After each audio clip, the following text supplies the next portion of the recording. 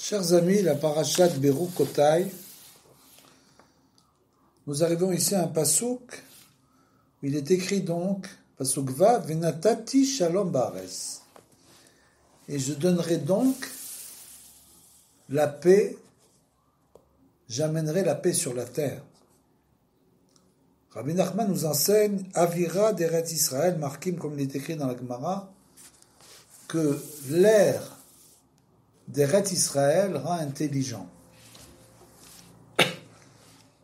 Ve'al yedeze sham ikar ha'avat ve'ashalom, et c'est grâce à cela, quand un homme vient respirer l'air d'Eretz Israël, grâce à cela, al yedeze sham ikar ha'avat ve'ashalom, ça entraîne son amour et ça entraîne la paix.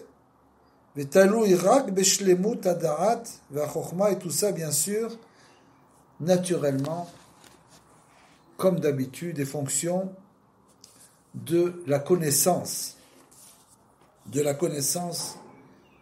d'une personne, si elle est apte à recevoir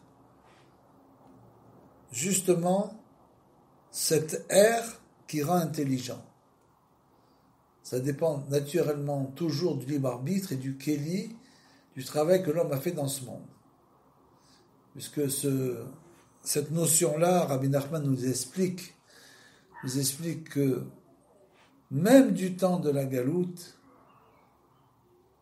au sein des endroits où on étudiait la Torah, il y avait cette notion de Avira d'Eretz Israël Markim, c'est-à-dire que l'air de ces yeshivot atteignait le niveau de l'air d'Eretz Israël, qui rendait intelligent. Et c'est pour ça qu'il écrit « Je donnerai la paix sur la terre ». Davka, justement, Ve'alken avira d'Eretz Israël ou bechinat avira de chaya bechinat avir atzar ve'azar. Parce que justement l'air d'Eretz Israël, dans ces conditions-là, devient un air qui est complètement pur et purifié. Shenase al yedé ha'avat ve'ashalom chez Ben Israël. Et comment cela arrive-t-il? Comme il est écrit, Talmidei Rachamim Marbim Shalom Ba'olam, puisque les sages, ce sont eux qui vont entraîner la paix dans le monde. Et il nous dit que, grâce à cela,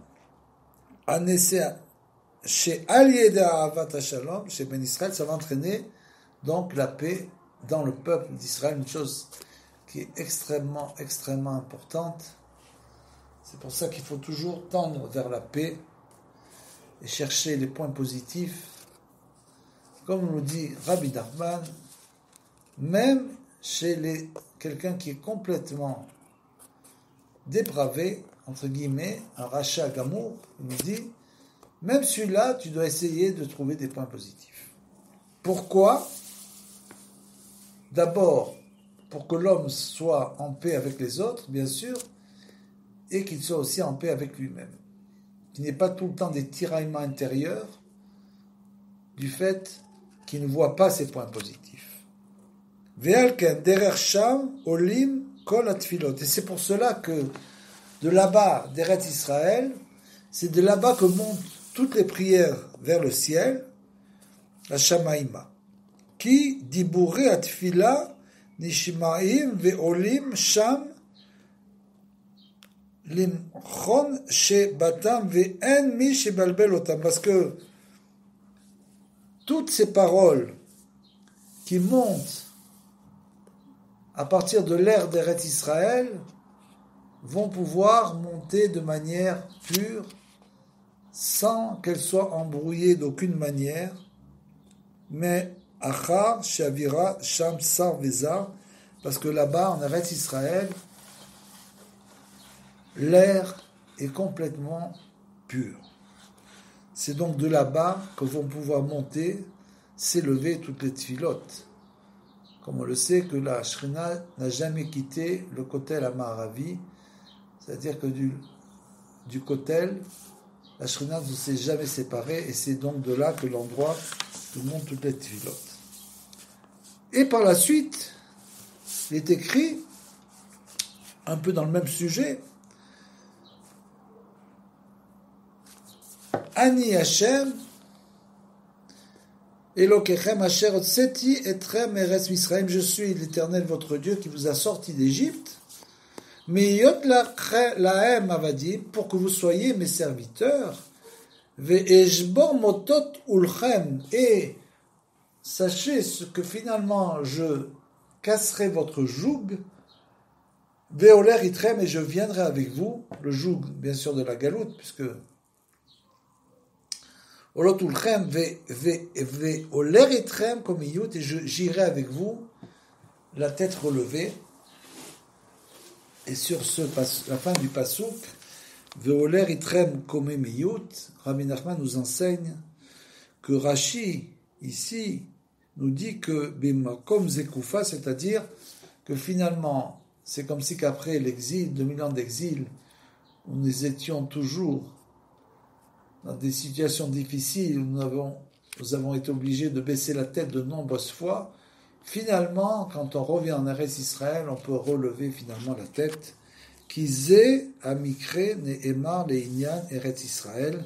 Et justement, ce verset nous parle de Eretz Israël, chez les Sham ayu olchim Israël, parce que c'est là-bas, bien sûr, que se sont dirigés tout le temps les yeux et l'esprit des Bnei Israël étaient toujours dirigés vers la terre d'Israël, qui, kol alichot vadrachim ve'anisionot, parce que tous les chemins et les marches et les trajets en quelque sorte, ve'anisionot, et toutes les épreuves, chez l'Israël, ve'chol amilchamot, et toutes les guerres que les Juifs ont dû faire pendant 2000 ans, Ve'a Kevishut, et tout ce qu'ils ont pu acquérir, à Kol Aya Leler, l'Ervosh Israël, tout le seul but n'était que de venir et de conquérir la terre d'Israël. Kamouva, ou Mevoar Besifre, Kol la Torah Kula, comme c'est écrit bien sûr dans toute la Torah, que tout le but d'aller dans le désert et de recevoir la Torah, c'était bien sûr pour rentrer après en Eretz Israël. Zéou oler itrem komiyut, et c'est écrit dans le verset que j'irai avec vous, la tête relevée, dayenu bemakom zekufa bechinat azut ve'akshanut. Et là, il nous donne un secret, un grand secret, Rabbi Nachman, le secret pour tout simplement monter en terre d'Israël, puisque la conquête avait déjà commencé avec Yoshua, et elle se continue aujourd'hui avec l'Aliyah de tous les Juifs du monde. Et le secret, c'est Dayenu Bekoma Zekoufa, il faut venir en Eretz Israël la tête haute, être fier de revenir. Bechinat Azut Vakshanut, et il faut aussi être extrêmement têtu. C'est-à-dire qu'il va y avoir des empêchements, beaucoup d'empêchements, chacun a ses empêchements. Comme c'est un endroit qui se mérite, il faut essayer d'être extrêmement têtu et d'éliminer les empêchements. Chez Omdim Zekufim Beakshanut. Il traduit donc le verset qu'il est écrit Oler itrem komimiyut, ça veut dire la tête relevée, le buste relevé. Et là, Rabbi Nachman nous enseigne que ce que ça veut dire, c'est que chez Omdim Zekufim Beakshanut, il faut s'entêter. C'est ça l'image du verset, c'est être entêté. Beakshanut gadol, lenatser amilchama, pour gagner la guerre. Et quelle guerre? Veleler, velavo, l'Eretz Israël, pour venir en Eretz Israël. Il nous dit donc c'est donc une guerre pour venir habiter en Eretz Israël. Il faut donc être extrêmement entêté pour gagner cette guerre. Chez Zéaya, Ikar Tachlit, Yetziam Israël, car c'était l'essentiel l'essentiel de la raison pour laquelle nous sommes sortis du but de la sortie d'Égypte, c'était de venir en Eretz Israël.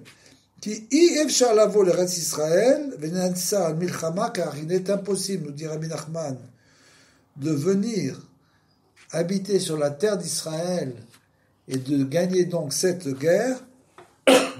Milchama zot, shei ikar klal kol ha-milchamot, qui représente en fait l'essentiel de toutes les guerres qu'un homme doit mener dans ce monde, c'est de venir en Eretz Israël pour profiter de sa sainteté, pour profiter de l'air, son air qui rend intelligent, pour se réunir à son peuple.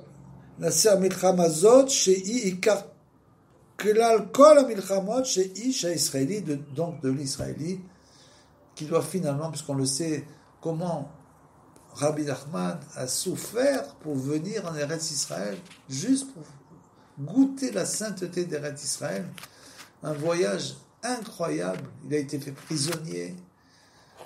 Il a dû être rançonné. Un voyage incroyable. Puisqu'il est arrivé au temps de la guerre de Napoléon. Et vraiment, quelque chose d'incroyable. Il a réussi finalement à venir en Eretz Israël. Et de là, il nous apprend qu'il faut être extrêmement fort et entêté pour y venir. Ki im aliede akshanut gadol, et donc, encore, il nous dit que on ne peut venir qu'avec un grand entêtement, mais od bechinat veoler itrem comme il est écrit dans le pasuk, et je viendrai avec vous la tête relevée. Bechinat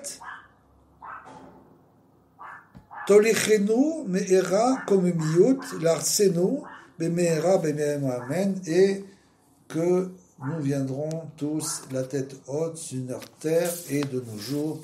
Amen, amen. Shabbat shalom, lekula.